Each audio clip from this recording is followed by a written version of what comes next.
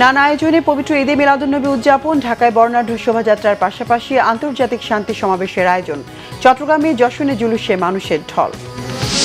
6 মাসে পুলিশের মনোবল ফিরে এসেছে বললেন স্বরাষ্ট্রমন্ত্রী। রংপুরে একই পরিবারের 4 জনের হত্যার সঠিক কারণ উদ্ঘাটনের আহ্বান রিজভীর। রংপুরে 4 হত্যার ঘটনায় 24 ঘন্টার মধ্যে প্রকৃত আসামিদের গ্রেফতারের দাবি হিন্দু মহাজোটের। বিচার বিভাগীয় তদন্ত কমিটি গঠনের দাবিতে মানববন্ধন বাসদ ও সুজনের। দেশে সারের সংকট নেই, পর্যাপ্ত মজুদ আছে বলেন কৃষি ও সমাজ কল্যাণ মন্ত্রী।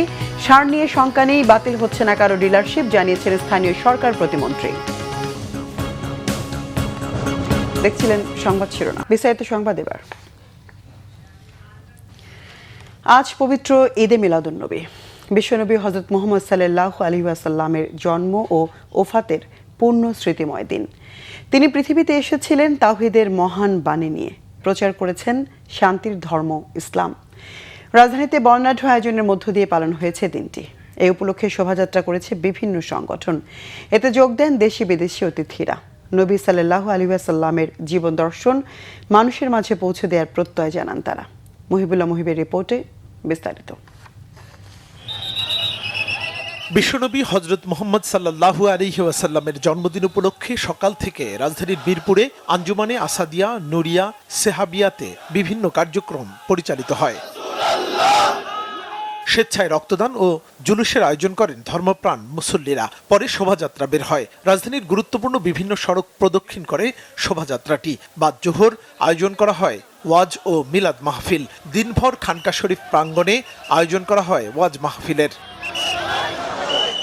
এদিকে রাজধানীর সোহরাওয়ার্দী উদ্যানে আন্তর্জাতিক শান্তি সম্মেলনের আয়োজন করে আঞ্জুমানে রহমানিয়া, মইনিয়া, মাইজভান্ডারিয়া। ধর্মীয় শোভাযাত্রা বের করেন তারা। এতে অংশ নেন দেশি বিদেশি অতিথিরা। খুশি উদযাপন করছি, আমরা প্রদর্শন করছি, আমরা আলোচনা করছি, আমরা ওনার আখলাকুন নবী নিয়ে, ওনার সিরাত নিয়ে আলোচনা করছি। ওনার জন্মের আগমন কেন হয়েছে, কেন জাহালিয়াতের যুগে ওনাকে আল্লাহ পাক পাঠাইছেন, এগুলা নিয়ে আলোচনা করছি। إن من أعظم النعم الفرح برسول الله صلى الله عليه وسلم والفرح بعين نعمة الله على العالمين سيدنا محمد صلى الله عليه وسلم.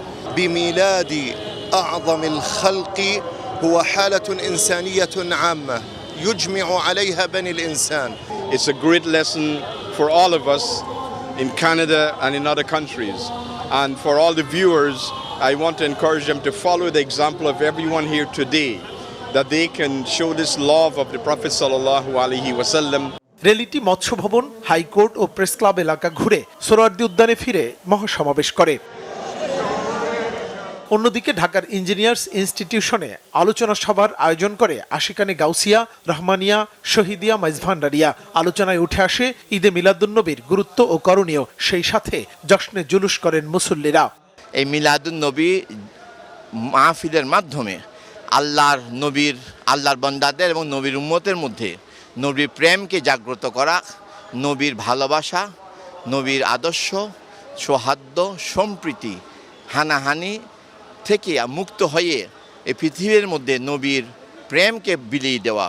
পূর্ণ স্মৃতিময় 12 রবিউল আউয়াল পালন করেছে মাদারটেক পুরাতন কেন্দ্রীয় জামে মসজিদ কমিটি। পরে বাসাবোতে বের করা হয় শোভাযাত্রা। এতে অংশ নেন সর্বস্তরের মানুষ। মিছিলটি মাদারটেক পুরান কেন্দ্রীয় জামে মসজিদ কমিটি ও মসজিদের খতিব এবং দারুল মাসানিয়া কামিল মাদ্রাসার প্রিন্সিপাল আবু জাফর মোহাম্মদ হেলাল উদ্দিনের নেতৃত্বে মাদারটেক থেকে শুরু হয়ে বাসাবো এলাকার বিভিন্ন রাস্তা প্রদক্ষিণ করে আবার মাদারটেক কেন্দ্রীয় জামে মসজিদে এসে শেষ হয়। মুহিবুল্লাহ মুহিব, বাংলা ভিশন, ঢাকা। নানা আয়োজনের মধ্য দিয়ে দেশের বিভিন্ন স্থানে পবিত্র ঈদে মিলাদুন্নবী উদযাপন চলছে। প্রতিনিধিদের পাঠানো তথ্য ও ছবিতে ডেস্ক রিপোর্ট। পবিত্র ঈদে মিলাদুন্নবী সাল্লাল্লাহু আলাইহি সাল্লাম উপলক্ষে চট্টগ্রামে 55তম ঐতিহাসিক জশ্নে জুলুস হয়েছে। এতে অংশ নেন লাখো মানুষ। সকালে মহানগরী 16 শহর জামিয়া আহমদিয়া সুন্নিয়া কামিল মাদ্রাসা এলাকা থেকে জুলুসটি শুরু হয়। মুরাদপুর, জিএসি মোড়, ওয়াসা, দামপাড়া, লালখান বাজার ও টাইগার পাস সহ নগরের গুরুত্বপূর্ণ সড়ক প্রদক্ষিণ করে আঞ্জুমানে রহমানিয়া আহমদিয়া সুন্নিয়া ট্রাস্ট আয়োজিত জুলুসে নেতৃত্ব দেন দরবারের শ্রীকুটের সাজ্জান্তানশীন পীর আল্লামা সৈয়দ মোহাম্মদ সাবির শাহ। নানা আয়োজনের মধ্য দিয়ে বরিশালে পালিত হয়েছে পবিত্র ঈদে মিলাদুন্নবী। দিবসটি উপলক্ষে নগরীর সদর রোড থেকে বাংলাদেশ ছাত্র হিজবুল্লাহর উদ্যোগে আনন্দ মিছিল বের করা হয়। মিছিলটি শহরের প্রধান প্রধান সড়ক প্রদক্ষিণ করে। এদিকে দিবসটি উপলক্ষে জেলা প্রশাসন ও ইসলামিক ফাউন্ডেশনের উদ্যোগে জেলা প্রশাসকের কার্যালয়ে আলোচনা সভা অনুষ্ঠিত হয়। পবিত্র ঈদে মিলাদুন্নবী উপলক্ষে সিলেট মহানগরীতে বর্ণাঢ্য শোভাযাত্রা হয়েছে। আঞ্জুমানে তালামিজে ইসলামিয়ার উদ্যোগে মহানগরীর সুবানীঘাট এলাকা থেকে শোভাযাত্রাটি শুরু হয়। নগরীর প্রধান প্রধান সড়ক প্রদক্ষিণ করে। ধর্মীয় ভাব গাম্ভীর্যের মধ্য দিয়ে রাজশাহীতে পালিত হয়েছে ঈদে মিলাদুন্নবী। দিনটি উপলক্ষে সকালে বিভিন্ন মসজিদ ও সংগঠনের উদ্যোগে মহানগরীতে জশ্নে জুলুস বের করা হয়। ধর্মপ্রাণ বহু মুসলমান এতে অংশ নেন। পবিত্র ঈদে মিলাদুন্নবী উপলক্ষে আহলে সুন্নাত ওয়াল জামাত প্রতি বছরের মতো এবারও খাগড়াছড়িতে বর্ণাঢ্য শোভাযাত্রার আয়োজন করেছে। শোভাযাত্রাতে হাজার হাজার মানুষ অংশ নেয়। সকালে বিভিন্ন তরিকতপন্থীর ব্যানারে জশ্নে জুলুসের শোভাযাত্রাটি শহরের প্রধান প্রধান সড়ক প্রদক্ষিণ করে পৌর ঈদগাহ মাঠে গিয়ে শেষ হয়। ঈদে মিলাদুন্নবী উপলক্ষে মানিকগঞ্জের গড়পাড়া ইমামবাড়ি দরবার শরীফের আয়োজনে শোভাযাত্রা বের হয়। শহরের প্রধান প্রধান সড়ক প্রদক্ষিণ শেষে বিজয় মেলার মাঠে গিয়ে শোভাযাত্রাটি মিলাদ, দোয়া মাহফিল ও তাবারক বিতরণের মধ্য দিয়ে শেষ হয়। ঈদে মিলাদুন্নবী উপলক্ষে জামালপুরে জশ্নে জুলুস হয়েছে। সকালে খাজায়েনে রহমত পাক দরবার শরীফের উদ্যোগে আনন্দ মিছিলটি বের হয়। শহরের বিভিন্ন সড়ক প্রদক্ষিণ শেষে দরবার শরীফে গিয়ে শেষ হয়। পবিত্র ঈদে মিলাদুন্নবী উপলক্ষে মুন্সিগঞ্জে জশ্নে জুলুস, মিলাদ মাহফিল ও দোয়া মাহফিল হয়েছে। জুলুসটি শহরের বিভিন্ন সড়ক প্রদক্ষিণ শেষে লিচুতলা গিয়ে শেষ হয়। দেশ ও জাতির শান্তি কামনা করে মিলাদ ও মোনাজাতের মধ্য দিয়ে কর্মসূচি সমাপ্তি হয়। অন্যদিকে শ্রীনগর উপজেলার সনবাড়ি বাসস্ট্যান্ডে পবিত্র ঈদে মিলাদুন্নবী উপলক্ষে আলোচনা সভা, দোয়া মাহফিল এর আয়োজন করে শ্রীনগর উপজেলা বিএনপি। এতে বক্তব্য রাখেন বিএনপির কেন্দ্রীয় নির্বাহী কমিটির স্বেচ্ছাসেবক বিষয়ক সম্পাদক মীর শরফত আলী সপু। পরে সাংবাদিকদের সাথে কথা বলেন তিনি। নড়াইলে যথাযথ মর্যাদায় পবিত্র ঈদে মিলাদুন্নবী পালিত হয়েছে। এ উপলক্ষে জেলার বিভিন্ন শিক্ষা প্রতিষ্ঠানে আলোচনা সভা, বিভিন্ন প্রতিযোগিতার আয়োজন করা হয়। পরে বিজয়ীদের মাঝে পুরস্কার বিতরণ করা হয়। ঝালকাঠিতে পবিত্র ঈদে মিলাদুন্নবী উপলক্ষে দোয়া ও মোনাজাত হয়েছে। রাজাপুর উপজেলা প্রশাসন ও ইসলামিক ফাউন্ডেশন উপজেলা মডেল মসজিদে এ আয়োজন করে। পবিত্র ঈদে মিলাদুন্নবী উপলক্ষে হবিগঞ্জে বিশাল জশ্নে জুলুস হয়েছে। আহলে সুন্নাত ওয়াল জামাত সমন্বয় পরিষদের উদ্যোগে শোভাযাত্রাটি শহরের চৌধুরী বাজার থেকে বের হয়ে শহরের গুরুত্বপূর্ণ সড়ক প্রদক্ষিণ শেষে স্থানীয় পুর মাঠে গিয়ে সমাবেশ হয়। Bangla vision news desk. স্বরাষ্ট্রমন্ত্রী সালাউদ্দিন আহমদ বলেছেন, উত্তরাধিকার সূত্রে বিশৃঙ্খল ও মনোবল ভাঙা আইনশৃঙ্খলা বাহিনী পেয়েছে সরকার। জনপ্রত্যাশা পূরণে পুলিশ বাহিনী জনবান্ধব বাহিনীতে পরিণত হবে বলেও জানান সালাউদ্দিন আহমদ। এদিকে রংপুরের ঘটনার যথাযথ কারণ খুঁজে বের করতে স্বরাষ্ট্রমন্ত্রীর প্রতি আহ্বান জানিয়েছেন বিএনপির ভারপ্রাপ্ত মহাসচিব রুহুল কবির রিজভী। এছাড়া আগামী 1 সেপ্টেম্বর বিএনপির প্রতিষ্ঠাবার্ষিকী উপলক্ষে কর্মসূচি ঘোষণা করা হয়েছে। বিস্তারিত সৈকত সাদিকের প্রতিবেদনে। পবিত্র ঈদে মিলাদুন্নবী উপলক্ষে নয়াপল্টনে বিএনপির কেন্দ্রীয় কার্যালয়ের সামনে দোয়া ও মিলাদ মাহফিল আয়োজন করে বিএনপি। অনুষ্ঠানে দলের কেন্দ্রীয় নেতারা অংশ নেন। অনুষ্ঠানের সভাপতি দলের ভারপ্রাপ্ত মহাসচিব রুহুল কবির রিজভী জাতীয় জীবনে মহানবী হযরত মুহাম্মদ সাল্লাল্লাহু আলাইহি সাল্লামের আদর্শ ও নীতির উপর গুরুত্ব তুলে ধরেন। এ সময় দেশের চলমান আইনশৃঙ্খলা পরিস্থিতি নিয়ে উদ্বেগ প্রকাশ করেন। রংপুরে একই পরিবারের 4 জনের হত্যার ঘটনার সঠিক কারণ উদ্ঘাটনে স্বরাষ্ট্রমন্ত্রীর প্রতি আহ্বান জানান। রংপুরের যে ঘটনাটি, একটি গভর্নমেন্ট স্কুল, জেলা স্কুলের একজন শিক্ষকের পরিবার মাদক সেবীদের দ্বারা যেভাবে আক্রান্ত হয়ে 4টি প্রাণ চলে গেল, গোটা দেশকে, গোটা জাতিকে কাঁদিয়েছে।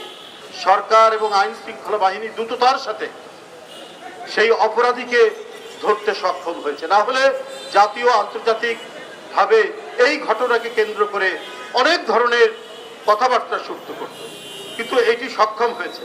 তো এখন এই সমস্ত সিন্ডিকেট, এই সমস্ত কারা এর সাথে জড়িত রয়েছেন, কোথায় কিভাবে এরা গড়ে উঠেছেন, এদের গোপন আস্তানা কোথায়, এটা আইডেন্টিফাই করে আপনাকে সেটা ধ্বংস করতে হবে। অনুষ্ঠানে প্রধান অতিথির বক্তব্যে স্বরাষ্ট্রমন্ত্রী সালাউদ্দিন আহমেদ সরকারের 6 মাসের দেশের অপরাধ দমনে আইন শৃঙ্খলা বাহিনীর পদক্ষেপ তুলে ধরেন। বলেন, রাতারাতি বৈপ্লবিক পরিবর্তন সম্ভব নয়।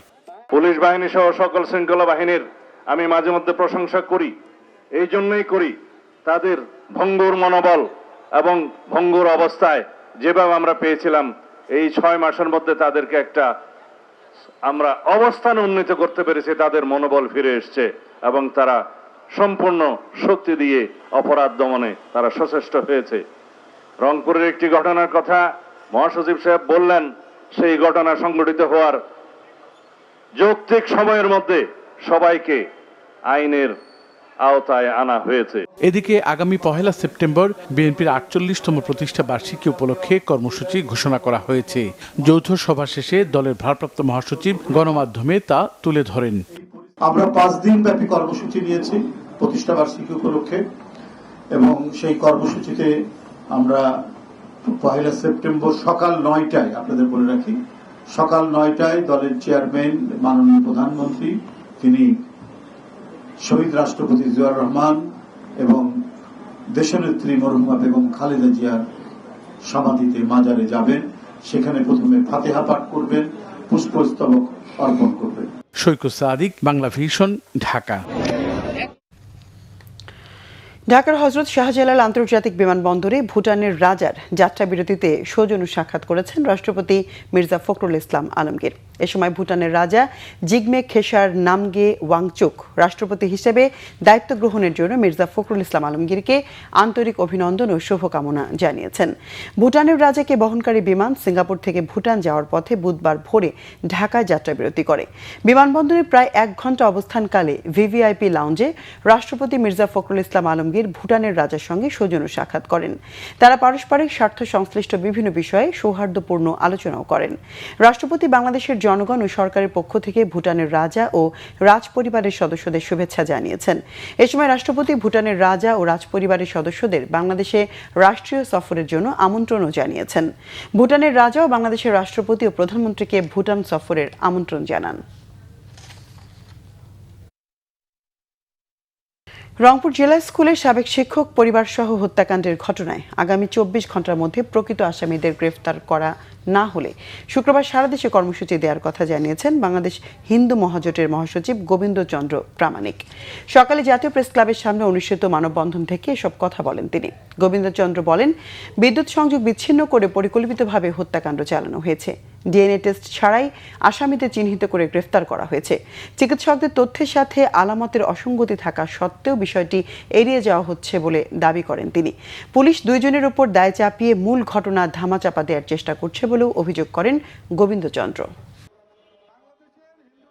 আমরা 24 ঘন্টার মধ্যে আমরা চাই যে ওই তদন্ত কর্মকর্তাদের সরিয়ে দিতে হবে এবং প্রকৃত আসামিদের তদন্ত করে তাদেরকে এই 2 আসামিকে রিমান্ডে আনতে হবে।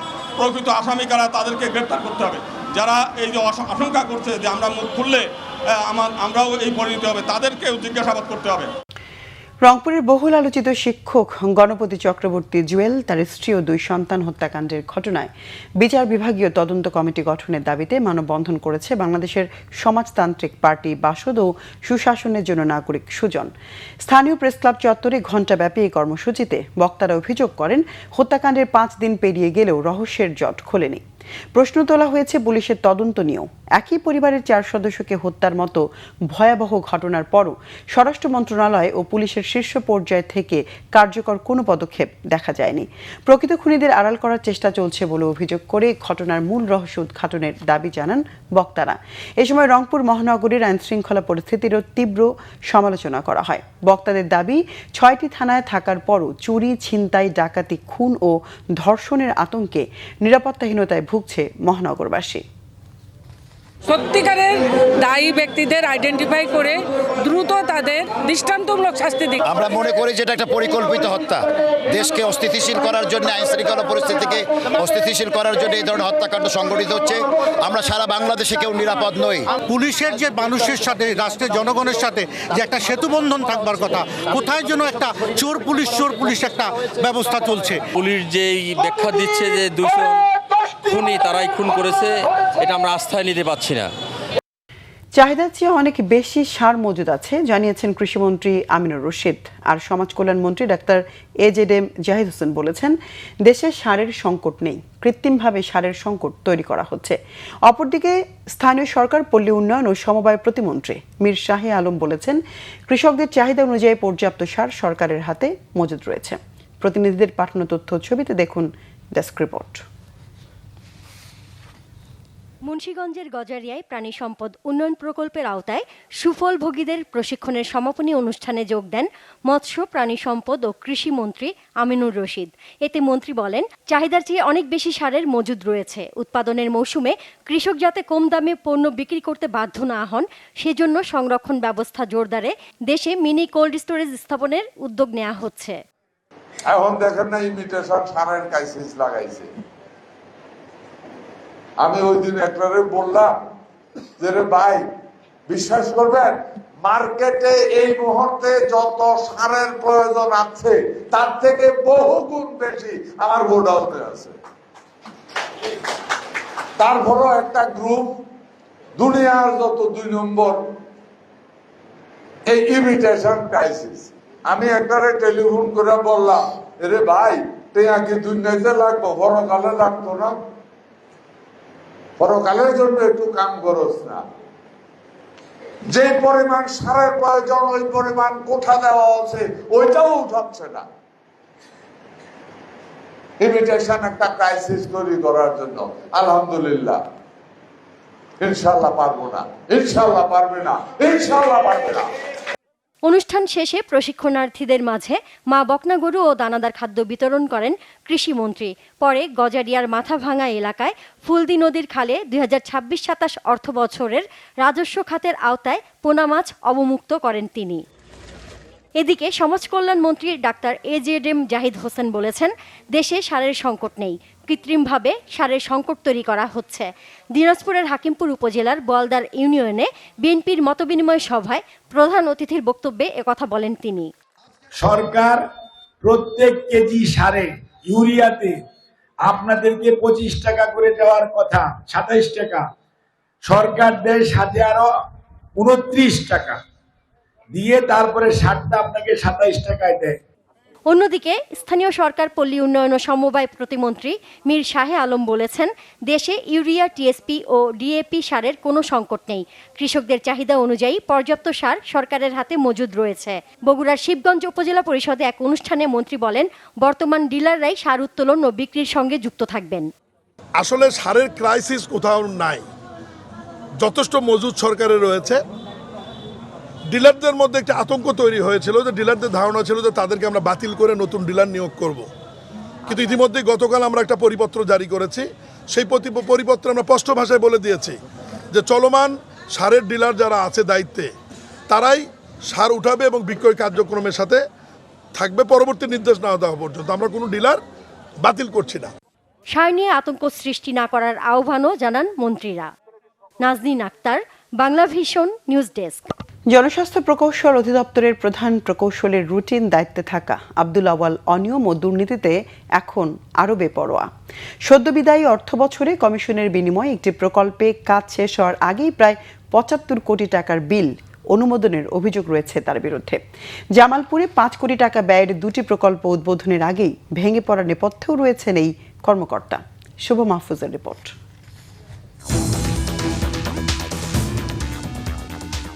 গণমাধ্যমে একে একে উন্মোচিত হয়েছে কোটি কোটি টাকার অনিয়ম, বদলি বাণিজ্য আর ড্যানিডা প্রকল্পের 5.5 কোটি টাকার পাইপ মাত্র 18 লাখ টাকা বিক্রির ঘটনা। কিন্তু সব প্রমাণের পরও দরাছোঁয়ার বাইরে জনস্বাস্থ্য প্রকৌশল অধিদপ্তরের প্রধান প্রকৌশলী আব্দুল আওয়াল। মন্ত্রণালয়ের নীরবতার সুযোগে এখন আরও বেপরোয়া এই কর্মকর্তা। অনুসন্ধানে জানা যায় সদ্যবিদায়ী অর্থবছরের বরাদ্দ থেকে ব্যয় দেখাতে টাঙ্গাইল, ময়মনসিংহ সহ সারা দেশের বিভিন্ন জেলার প্রাথমিক বিদ্যালয়ের প্রায় ৭৫ কোটি টাকা মূল্যের ৪ শতাধিক ওয়াশ ব্লকের কাজ শেষ না হলেও মোটা অঙ্কের কমিশন নিয়ে বিল অনুমোদন করেন আব্দুল আউয়াল। এই প্রকল্পের সর্বোচ্চ পর্যবেক্ষণের দায়িত্বে থাকা প্রাথমিক শিক্ষা অধিদপ্তরের প্রকল্প পরিচালক মোহাম্মদ আলমগীর খন্দকার ক্যামেরার সামনে কথা না বললেও বিষয়টি অকপটে স্বীকার করেন। ৩00-৪০০ মতো হবে সারা বাংলাদেশে। আমরা নেক্সট মিটিং দিছি, মিটিংয়ে এগুলো নিয়ে তারা হয়তো করবে, আসবে, আলোচনা করবে, কবে হ্যান্ডওভারগুলো দেবে। ওরা যদি হ্যান্ডওভার না দেয় তাহলে ওনারাই তো সমস্যা করবে, তাই না? আমরা তো হ্যান্ডওভার ছাড়া কোনো কাজ ভিজা নিব না। যেগুলো কমপ্লিট হয় না সেগুলো কিভাবে বিল অনুমোদন করতে পারে? এই বিল অনুমোদনটা কি মানে না, এটা মানে কোনো সুযোগ নেই করার। তাহলে উনি কিভাবে অনুমোদন দিল? উনি জবাব দিতে পারবে। বিল তার আমরা দিই না, এটা তো ওনারা দেখি। কাজ না করে বিল অনুমোদনের বিষয়টি স্বীকার করেন জনস্বাস্থ্যের ঢাকা সার্কেলের তত্ত্বাবধায়ক প্রকৌশলী মোহাম্মদ রওশন আলমও। ঠিকাদারকে বিল পাস করতে হবে, 2 মাসে বিল পাস না করতে হবে না। সেই টাকাটা এটা অতিরিক্ত টাকাটা তার রিটেনশন মানি হিসেবে রেখে দেওয়া হচ্ছে। এদিকে জামালপুর জেলার মেলান্দ ও মাদারগঞ্জে পৌরসভার বর্জ্য ব্যবস্থাপনার ৫ কোটি টাকার 2টি প্রকল্প উদ্বোধনের আগে ধসে পড়েছে এর দেয়ালের একাংশ ও পেছনের পাইপগুলো। এর পেছনেও রয়েছে আব্দুল আউয়ালের অনিয়ম। অনুসন্ধানে জানা যায় 2021 সালে ফিক্যাল স্লাস ট্রিটমেন্টের নামে প্রকল্প দুটিতে ৮০ লাখ টাকা করে কার্যাদেশ দেয়া হয়, কিন্তু পরবর্তীতে প্রকল্প পরিচালকের দায়িত্বে থাকা আব্দুল আউয়াল নানা অজুহাতে এই 2 প্রকল্পের বাজেট করেন প্রায় ৫ কোটি টাকা। স্থানীয়দের অভিযোগ, প্রকল্প নির্মাণে অব্যবস্থাপনা, নিম্নমানের কাজের কারণে আলোর মুখ দেখেনি এই 2 প্রকল্প। এর ফলে জনকল্যাণে নির্মিত এই প্রকল্প এখন মাদকসেবীদের নিরাপদ আশ্রয়স্থল। তো আড্ডা খানা হওয়া অনেক রাতে নাম যখন ভাঙচুর হয়েছে, বহুত কিছু নিয়ে গেছে গা, ভাঙচুর করে চুরেরা লুটপাট করে তো করে নিয়ে গেছে গা। তারপর থেকে এখানে মাদক পোলাপানে এসে নেশা করে। আমি এই ডাম্পিং স্টেশনের কথা শুনেছি এবং সরেজমিনে এটা আমি পরিদর্শন করি। বর্তমানে এটা কিছুটা পরিত্যক্ত অবস্থায় আছে। এছাড়া প্রতিটি টেন্ডারের সিএস পাশ করে 1 থেকে 2% কমিশন হাতিয়ে কোটি কোটি টাকা আত্মসাতের অভিযোগ রয়েছে আব্দুল আউয়ালের বিরুদ্ধে। একই সাথে অভিযোগ রয়েছে ময়মনসিংহের সার্কেল ইঞ্জিনিয়ার ও নির্বাহী প্রকৌশলীর মাধ্যমে বেশ কিছু টেন্ডারের কাজ না করেই টাকা হাতিয়ে নেওয়ারও। এসব অনিয়ম দুর্নীতির বিষয়ে জানতে আব্দুল আউয়ালের কাছে একাধিকবার যেতে চাইলেও প্রধান গেটের সামনে আটকে দেয় নিরাপত্তা কর্মীরা। ভিতরে যাওয়ার চেষ্টাকালীন সময়ে হঠাৎ দেখা যায় কার্যালয় থেকে বের হচ্ছেন আব্দুল আউয়াল। তবে ক্যামেরা দেখে তড়িগড়ি করে গাড়িতে উঠে যান এই কর্মকর্তা। রাজনৈতিক প্রভাব ও দৃষ্টান্তমূলক শাস্তির অভাবে জবাবদিহিতা না থাকার কারণে সরকারি কর্মকর্তারা এমন অনিয়মের সুযোগ পাচ্ছে বলে মনে করেন টিআইবির নির্বাহী পরিচালক ডক্টর ইফতেখারুজ্জামান। দুর্নীতির দায়ে অভিযুক্ত হওয়া সত্ত্বেও তারা আবার সম্পদে বহাল আছে, অবৈধ সম্পদের পাহাড় করছে। এটা অন্যতম যে উপায়টা হচ্ছে যারা জবাবদিহি, যারা দুর্নীতির সাথে জড়িত, অনিয়মের সাথে জড়িত, অবৈধ সম্পদের মালিক হয়েছেন বৈধবার সাথে অসামঞ্জস্যপূর্ণভাবে, তাদেরকে দৃষ্টান্তমূলক জবাবদিহিতা নিশ্চিত করতে হবে। সেটি যদি করা যেত তাহলে কিন্তু এই অবস্থা প্রতিকার করা যেত। এ ধরনের সরকারি কর্মকর্তাদের রুখতে দুর্নীতি দমন কমিশনকে শক্তিশালী করার পরামর্শ টিআইবির নির্বাহী পরিচালকের। স্বার্থে কাজ করার। শুভ মাহফুজ, বাংলা ভিশন, ঢাকা। ফ্যাসিস্টদের পুনর্বাসনে মুখোশধারীরা এখনও ষড়যন্ত্র করছে বলে মন্তব্য করেছেন আইনমন্ত্রী মোহাম্মদ আসাদুজ্জামান। বুধবার দুপুরে রাজধানীর একটি হোটেলে পবিত্র ঈদে মিলাদুন্নবী উপলক্ষে দৃষ্টির প্রতিবন্ধী ও তৃতীয় লিঙ্গের প্রতিযোগীদের সম্মাননা ও পুরস্কার বিতরণ অনুষ্ঠানে তিনি এসব কথা বলেন। মোহাম্মদ আসাদুজ্জামান বলেন, ভবিষ্যতে কেউ যেন ফ্যাসিস্ট হতে না পারে, সেটির জন্য সরকারকে রাজনৈতিক রোডম্যাপ তৈরি করতে হবে। ফ্যাসিস্ট পুনর্বাসনের অপচেষ্টার বিরুদ্ধে সবাইকে সোচ্চার হওয়ার আহ্বান জানান আইনমন্ত্রী। মানুষের মুখোশধারী অনেকের চোখ আছে, আলো আছে, তারা বলে এগুলো কিছু হয়নি। তারা এখনো ফ্যাসিস্ট পুনর্বাসনের জন্য চেষ্টায় আছেন। আমরা বলবো, আপনারা যে যেখানেই থাকুন চোখ খুলুন। আমরা যদি অপরাধ করে আমাদের চোখে আঙুল দিয়ে দেখিয়ে দেন। ঢাকা ৬ আসনে দরিদ্র অসহায়দের মধ্যে বিশেষ অনুদান বিতরণ করলেন মুক্তিযুদ্ধ বিষয়ক প্রতিমন্ত্রী ইশরাক হোসেন। প্রধানমন্ত্রী তারেক রহমানের সহযোগিতা এবং সমাজ কল্যাণ মন্ত্রণালয় এই বিশেষ অনুদান দেয়া হয়েছে। বুধবার রাজধানীর ওয়ারীতে আয়োজিত এক অনুষ্ঠানে অনুদানে আর্থিক চেক তুলে দিয়ে প্রতিমন্ত্রী ইশরাক হোসেন বলেন, দেশের দরিদ্র ও অসহায় ব্যক্তিদের কল্যাণে কাজ করছে বর্তমান সরকার। এ সময় ফ্যামিলি কার্ড ও কৃষক কার্ড সহ সরকারের বিভিন্ন কর্মসূচির কথা জনগণের সামনে তুলে ধরেন ঢাকা ৬ আসনের সংসদ সদস্য প্রতিমন্ত্রী ইশরাক হোসেন। অনুদানের চেক পেয়ে সুবিধাভোগীরা সন্তোষ জানান। কর্মসূচিতে সমাজ কল্যাণ মন্ত্রণালয়ের সংশ্লিষ্ট কর্মকর্তা, স্থানীয় গণমান্য ব্যক্তি এবং বিভিন্ন শ্রেণী পেশার মানুষ উপস্থিত ছিলেন। আন্তর্জাতিক গুম দিবস উপলক্ষে ৩০ আগস্ট শাহবাগ থেকে সংসদ অভিমুখে পদযাত্রা কর্মসূচি পালন করবে ১১ দল, জানিয়েছেন বিরোধী দলীয় চিফ হুইপ ও এনসিপির আহ্বায়ক নাহিদ ইসলাম। আর চলমান বিভিন্ন সংকট মোকাবেলায় দেশে কোনো দায়িত্বশীল সরকার নেই বলে অভিযোগ করেছেন জামাত ইসলামের সহকারী সেক্রেটারি জেনারেল হামিদুর রহমান আজাদ। রাজধানী মিন্টো রোডে বিরোধী দলীয় নেতার বাসভবনে ১১ দলীয় ঐক্যের জরুরি বৈঠকের পর এসব কথা বলেন তারা। সংবাদ সম্মেলনে নাহিদ ইসলামের অভিযোগ, গুম ও মানবাধিকার নিয়ে আগামীকাল যে বিল উত্থাপন করা হবে তা ২০০৯ সালের মানবাধিকার আইনের তুলনায় দুর্বল। গুমের ঘটনায় তদন্ত আইনশৃঙ্খলা বাহিনীর হাতে রাখার সমালোচনাও করেন তিনি।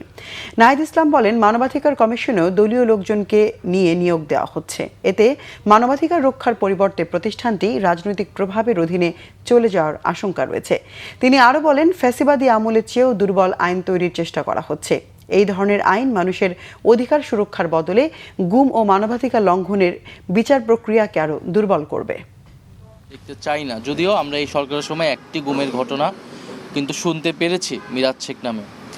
এখন আপনারা জানেন যে অলরেডি সেই খসড়া মন্ত্রিপরিষদে যেটা আলোচনা হয়েছে সেটা কিন্তু সামনে এসেছে, পত্রপত্রিকায় এসেছে যে আগের থেকেও দুর্বলতর আইন হিসেবে ২০০৯ সালের যে আইন ছিল মানবাধিকার কমিশনের, তার থেকেও দুর্বল হিসেবে একটা আইন এর খসড়া নিয়ে আসা হচ্ছে, এবং যেখানে মানবাধিকার কমিশন নিজস্বভাবে কোনো তদন্ত করতে পারবে না। ২০ তারিখ এই গুম পরিবারগুলোর পক্ষ থেকে আমাদের ১১ দলের সমর্থনে আমরা বিকাল ৩টায় আমাদের পরিবারদের একটা সংসদ অভিমুখী পদযাত্রা করা হবে, এই সিদ্ধান্ত হবে শাহবাগ থেকে। সেটা স্টার্টিং পয়েন্ট হবে শাহবাগ। জাতীয় পার্টির একাংশের চেয়ারম্যান ব্যারিস্টার আনিসুল ইসলাম মাহমুদ বলেছেন, সরকারে যারা এসেছেন দেশের মানুষের কাছে তাদেরই জবাবদিহি করতে হবে। আগে সরকারের দোষ দেখিয়ে বর্তমান সরকার দায়িত্ব এড়াতে পারে না। দেশের আইন শৃঙ্খলা পরিস্থিতি নিয়ে উদ্বেগ জানিয়ে তিনি বলেন, একের পর এক হত্যাকাণ্ড ঘটছে কিন্তু বিচার হবে না, এমন ধারণা থেকে অন্যায় করার সাহস পাচ্ছে অপরাধীরা। একই সঙ্গে বিদ্যুৎ, গ্যাস ও পানি সংকট, মূল্যস্ফীতি এবং ব্যাংকিং খাতের নানা সমস্যার কথা তুলে ধরে এসব সংকট দ্রুত সমাধানের আহ্বান জানান আনিসুল ইসলাম মাহমুদ। তিনি বলেন, সরকার সফল হোক এটাই তারা চান। দেশের স্থিতিশীলতা ও সার্বভৌমত্ব রক্ষার পাশাপাশি সাধারণ মানুষ যাতে খেয়ে পড়ে স্বাভাবিকভাবে বাঁচতে পারে সেই ব্যবস্থা করতে হবে। পবিত্র ঈদে মিলাদুন্নবী উপলক্ষে বুধবার বিকেলে রাজধানীর গুলশানে জাতীয় পার্টির চেয়ারম্যানের কার্যালয়ে আয়োজিত মিলাদ মাহফিল ও আলোচনা সভায় সব কথা বলেন জাতীয় পার্টির চেয়ারম্যান ব্যারিস্টার আনিসুল ইসলাম মাহমুদ।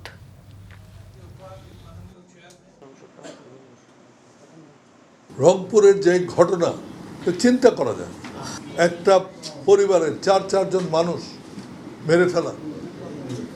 অনেকে বলেন কার বাড়িতে কি হচ্ছে সেখানে কি পুলিশ বসেছিল, এটা বন্ধ করার জন্য।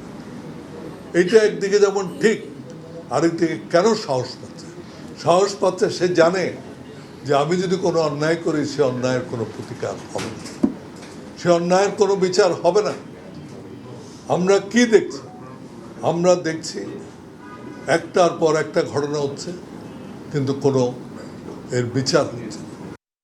হামে একদিনে প্রাণ হারিয়েছে 7 শিশু, নতুন আক্রান্ত হয়েছে 1171 জন। হামে আক্রান্তের সংখ্যা বাড়ছে, প্রায় প্রতিদিনই অনেক রোগী হাসপাতালে ভর্তিও হচ্ছে। বাড়ছে মৃত্যুর সংখ্যাও। 15ই মার্চ থেকে শুরু হওয়া মৃত্যুর মিছিল যেন থামছেই না। এই পর্যন্ত হামে আক্রান্ত হয়ে মৃত্যুর সংখ্যা দাঁড়িয়েছে 950 জনে। এর সাথে আক্রান্তের সংখ্যা ছাড়িয়েছে 1.5 লাখের বেশি। চিকিৎসকরা বলছেন, হাম পরবর্তী জটিল রোগে আক্রান্ত হওয়ার ফলে প্রাণ হারাচ্ছে রোগীরা। স্থানীয় হাসপাতালগুলোতে যথাযথ চিকিৎসা না পাওয়ায় রোগী মৃত্যুর সংখ্যা বৃদ্ধির কারণ হিসেবে দেখছেন তারা। গ্যাস সংকট কবে কাটবে এমন প্রশ্ন ক্রমেই বড় হয়ে উঠছে সিএনজি চালক ও পরিবহন সংশ্লিষ্টদের মধ্যে। ছুটির দিনে রাজধানীর সিএনজি স্টেশনগুলো গ্যাসের জন্য লাইন কিছুটা কম, তবে গ্যাসের পর্যাপ্ত প্রেসার না থাকায় মিলছে না কাঙ্ক্ষিত গ্যাস। গোলাম মইনুল হাসানের রিপোর্ট।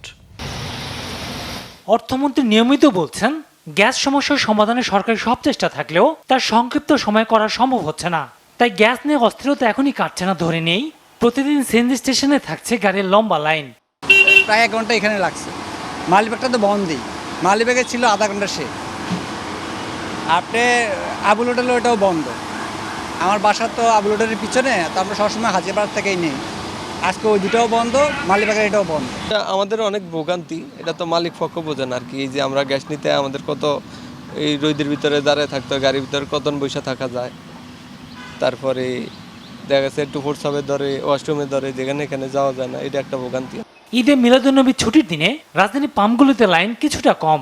আজকে আমরা তেমন সিরিয়াল পাই নাই, তো এই যে আইসি ঢুকে গেলাম গা। এখানে আজকে 10 মিনিট হয়েছে সিরিয়াল দিছি, কিন্তু বন্ধ থেকে ছুটির কারণে আর কি প্রেশারটাও পাম্পে কম, আবার সিরিয়ালও কম। গ্যাস পাওয়া যায় প্রতিদিনই, কিন্তু আজকে একটু সময় কম লাগবে, কিন্তু আজকে তো বন্ধ অফিস আদালত সব। ছুটির দিনেও গ্যাসের পর্যাপ্ত প্রেসার নেই বলে জানান সিএনজি ও গাড়ির চালকরা। সবসময় তো মাথা বন্ধ থাকে বা বাংলা মোটর বন্ধ থাকে। আজকে অত ওরকম হামরি না, সামান্য জ্যাম কম আর কি। তো 3 দিন বন্ধ হিসাবে কিন্তু ওরকম বেশি কিন্তু মানে চাপ আছি। গ্যাসের প্রেশার মোটেই নাই। 1.5 ঘন্টা লাগাইলাম মাত্র, দেখা গেছে গ্যাস ঢুকবে হয়তো 200-250। 200 প্রেশার থাকতো, একবার নিলে আর নিয়ে লাগতো না সারাদিনের ভিতরে। আমি যে 120 কি 150 প্রেশার আছে, তা আবার নিয়ে লাগবে না, মনে করেন 2-4 টিপ মারি আবার নিয়ে লাগবে। এই গ্যাস সংকট সমাধানে সরকারি কার্যকর দ্রুত পদক্ষেপের আশা সংশ্লিষ্টদের। গোলাম মইনুল হাসান, বাংলা ভিশন, ঢাকা। নারী এশিয়া কাপে শিরোপা পুনরুদ্ধারের লক্ষ্যে দুবাইয়ের উদ্দেশ্যে সন্ধ্যায় দেশ ছেড়েছে বাংলাদেশ নারী ক্রিকেট দল। দলের লক্ষ্য ম্যাচ বাই ম্যাচ জিতেই এগিয়ে যাওয়া। শক্তিশালী ভারতকে হারানোর সামর্থ্য বাংলাদেশের আছে, বিশ্বাস নির্বাচক হাসিবুল হোসেন শান্তর। 28 আগস্ট থেকে 13 সেপ্টেম্বর আরব আমিরাতে হবে এশিয়া কাপ। মানিক মাহমুদের রিপোর্ট। জ্যোতি ফারজানাদের বিদায় দিতে বিমানবন্দরে উৎসুক জনতার ভিড়। আরব আমিরাতে নারী এশিয়া কাপ মিশনে টাইগ্রেসরা। ইনজুরির কারণে এশিয়া কাপ স্কোয়াড থেকে বাদ পড়েছেন বাঁহাতি পেসার ফারিয়া ইসলাম তৃষ্ণা। দলে জায়গা পেয়েছেন 17 বছরের ডানহাতি পেসার ফারজানা ইয়াসমিন। জাতীয় দলের স্কোয়াডে এবারে প্রথম জায়গা হয় ফারজানার। আমাদের রিপোর্ট আসছে যে আপনার টায়ার 2, তো রেস্ট নিতে হবে। তো আগে যদি কমপ্লেন করতো তাহলে একটা কথা ছিল।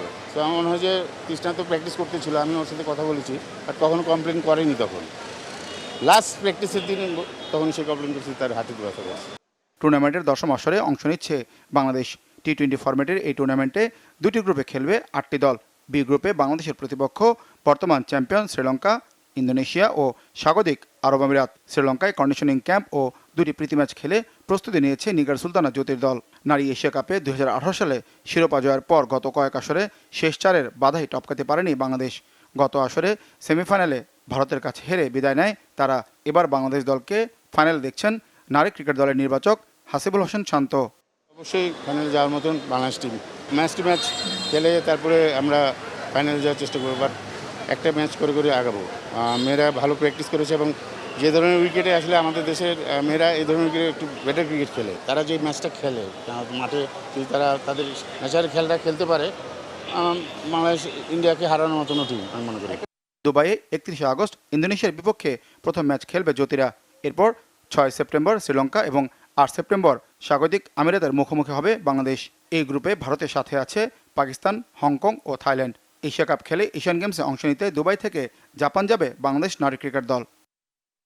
মানিক মাহমুদ, বাংলা ভিশন, ঢাকা। সংবাদ শেষ করব শিরোনামগুলো আরেকবার জানিয়ে। নানা আয়োজনে পবিত্র ঈদে মিলাদুন্নবী উদযাপন। ঢাকায় বর্ণাঢ্য শোভাযাত্রার পাশাপাশি আন্তর্জাতিক শান্তি সমাবেশের আয়োজন। চট্টগ্রামে যশনে জুলুসে মানুষের ঢল। 6 মাসে পুলিশের মনোবল ফিরে এসেছে বললেন স্বরাষ্ট্রমন্ত্রী। রংপুরে একই পরিবারের 4 জনের হত্যার সঠিক কারণ উদ্ঘাটনের আহ্বান রিজভীর। রংপুরে 4 হত্যার ঘটনায় 24 ঘন্টার মধ্যে প্রকৃত আসামিদের গ্রেফতারের দাবি হিন্দু মহাজোটের। বিচার বিভাগীয় তদন্ত কমিটি গঠনের দাবিতে মানববন্ধন বাসদ ও সুজনের। দেশে সারের সংকট নেই, পর্যাপ্ত মজুদ আছে বলেন কৃষি ও সমাজ কল্যাণ মন্ত্রী। সার নিয়ে শঙ্কা নেই, বাতিল হচ্ছে না কারো ডিলারশিপ, জানিয়েছেন স্থানীয় সরকার প্রতিমন্ত্রী। দর্শক, ছিল এখনকার মতো। পরের সংবাদ রাত 10:30। এর আগে 9টায় রয়েছে নিউজ 20। দেখার আমন্ত্রণ রইল। এছাড়া বাংলাভিশন সংবাদ ও সংবাদ সংশ্লিষ্ট অনুষ্ঠান দেখতে ভিজিট করুন www.bvnews24.com ও facebook.com/banglavishnnews এবং সাবস্ক্রাইব করুন youtube.com/banglavishnnews। এতক্ষণ সঙ্গে থাকায় ধন্যবাদ সবাইকে।